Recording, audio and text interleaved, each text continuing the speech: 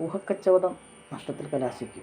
ജീവിത വിജയത്തിന് വേണ്ടിയുള്ള മാർഗങ്ങൾ സ്വീകരിക്കും. അത് നല്ലത്. പുതിയ വീട് പണിയുന്നതിനുള്ള യോഗം കാണുന്നുണ്ട്. എന്നാൽ അപകടങ്ങളിൽ നിന്നും അത്ഭുതകരമായി രക്ഷപ്പെടുന്നതാണ്. മാതൃഗുണം കൂടുതലായി ലഭിക്കും. ജീവിത പങ്കാളിയുടെ പക്കൽ നിന്നുണ്ടാകുന്ന മോശമായ പെരുമാറ്റം മനോദുഃഖത്തിന് ഇടവരുത്തും. വ്യാപാരം അഭിവൃദ്ധിപ്പെടും. വ്യാപാരം ചെയ്യുന്നുണ്ടെങ്കിൽ കുറച്ചും കൂടെയൊക്കെ അഭിവൃദ്ധി ഉണ്ടാകും. ബന്ധുജനങ്ങളുടെ സഹായം ലഭിക്കും. നാൽക്കാലികളിൽ നിന്നും നഷ്ടം സംഭവിക്കാനിടയുണ്ട്. വ്യവഹാരങ്ങളിൽ വിജയം പ്രതീക്ഷിക്കാം. വരുമാനം വർദ്ധിക്കും. തൊഴിൽ മേഖലയിൽ വിലപേശലിനുള്ള സാധ്യത തൊഴിൽ മേഖലയിൽ.